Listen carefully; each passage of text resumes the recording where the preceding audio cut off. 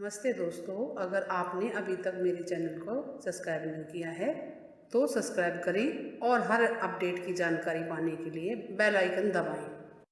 नमस्ते दोस्तों, अनंत चतुर्दशी व्रत पूजा विधि महत्व शुभ मुहूर्त कथा।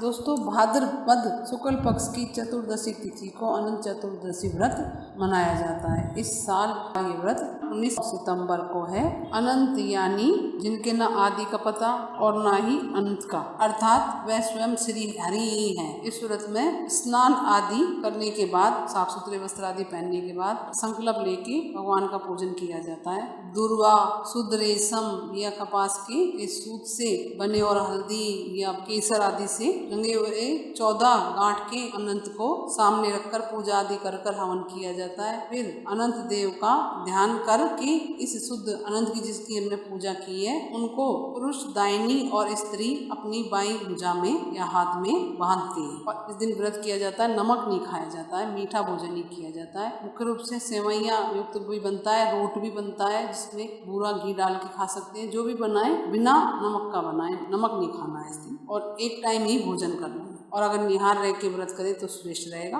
और इसी दिन प्रथम पूज्य गणेश जी की मूर्ति का विसर्जन भी किया जाता है। पुराणों में अनंत चतुर्दशी की कथा का बताया गया है कि युधिष्ठिर से संबंध का उल्लेख मिलता है। पांडवों को राजहीन हो जाने पर श्री कृष्ण ने उन्हें अनंत चतुर्दशी का व्रत करने का सुझाव दिया था, जिससे पांडवों को हर हाल में राज्य वापस मिलेगा, इसका भी भरोसा दिया था। युधिष्ठिर ने जब पूछा ये अनंत कौन है, तब श्री कृष्ण ने कहा था कि श्री हरि के ही स्वरूप हैं। इस व्रत को विधि विधान से करने से जीवन में आ रही समस्त संकट समाप्त हो जाते हैं, समस्त बाधाएं समाप्त हो जाती हैं। चतुर्दशी तिथि का शुभ मुहूर्त। अनंत चतुर्दशी तिथि आरंभ 19 सितंबर 2021 रविवार को 6:07 AM से, चतुर्दशी तिथि की समाप्ति 20 सितंबर को सोमवार 5:30 AM तक। और इस दिन बहुत ही शुभ संयोग भी बन रहे हैं। इस बार 19 सितंबर दिन रविवार को इस बार अनंत चतुर्दशी पर विशेष मंगल बुध आदित्य योग बन रहा है। इस दिन महारविवार का भी व्रत होगा। अनंत चतुर्दशी पर शुभ मुहूर्त में पूजा करने पर हर प्रकार की परेशानी और जीवन में आने वाली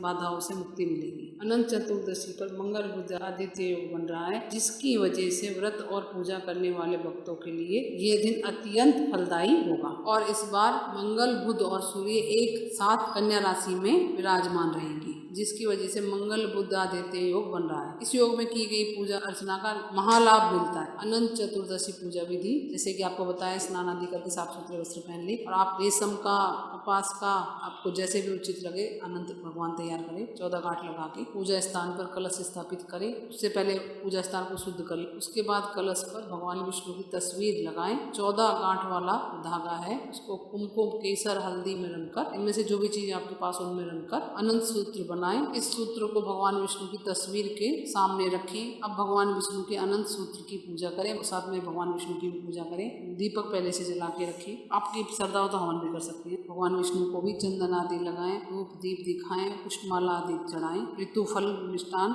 आदि चढ़ाएं, पान चढ़ाएं, आरती उतारें और हाथ जोड़ के बोले, हे वासुदेवा, अनंत संसार रूपी महासमुद्र में मैं डूब रही हूँ या रहा हूँ, आप मेरा उद्धार करें। साथ ही अपने अनंत स्वरूप में मुझे भी आप नियुक्त कर लें। ये अनंत स्वरूपा, आपको मेरा बारंबार प्रणाम है। और इस दिन पीली मिठाई, पीले फूलों से भगवान विष्णु की पूजन करें। पीले वस्त्र धारण करें। पीले रंग का अत्यधिक महत्व है, क्योंकि सनातन धर्म में अनंत चतुर्दशी का विशेष महत्व है। इस दिन श्री हरि भगवान के अनंत रूप की पूजा की जाती है, जिन्होंने सृष्टि की रचना में 14 लोगों का, यानी कि तल, अतल, वितल, सुतल, सलातल, रसातल, पाताल, भू, भव, स्व, जन, तप, सत्य, नय की रचना की थी। इन समस्त लोगों की रक्षा करने के लिए भगवान विष्णु ने अनंत रूप धारण किया था, जिससे वह अनंत प्रतीत होने लगे। इसलिए इस व्रत को अनंत चतुर्दशी व्रत कहा जाता है। पौराणिक कथाओं के अनुसार लगातार 14 वर्षों तक अनंत चतुर्दशी का व्रत करने से मनुष्य को विष्णु लोक की प्राप्ति होती है। और इस व्रत को लेकर मान्यता है कि जो व्यक्ति इस दिन व्रत रखने के साथ भगवान विष्णु के सहस्त्र नाम स्तोत्र का पाठ करता है, उसकी समस्त मनोकामना पूर्ण होती है और सुख समृद्धि की प्राप्ति होती है। अनंत चतुर्दशी व्रत कथा के अनुसार सुमत नामक एक वशिष्ठ गोत्र के ब्राह्मण थे, जिनका विवाह महर्षि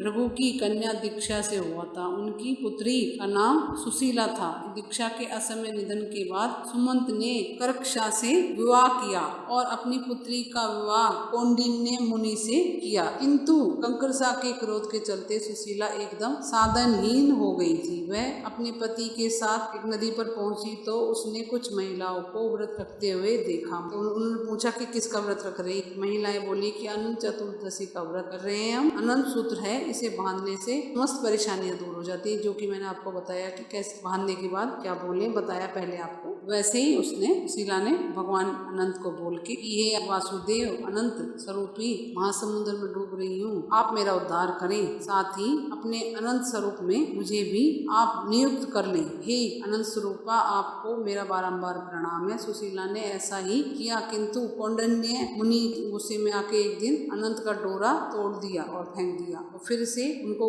कष्टों ने घेर लिया, किंतु क्षमा प्रार्थना करने पर अनंत देव का व्रत फिर से प्रारंभ कर दिया और अनंत देव की कृपा हुई और उनके सारे कष्ट दूर हो गए। और कुछ पूछना दोस्तों कमेंट्स करके पूछे। मेरे चैनल को लाइक करें, सब्सक्राइब करें, शेयर करें। नमस्ते दोस्तों।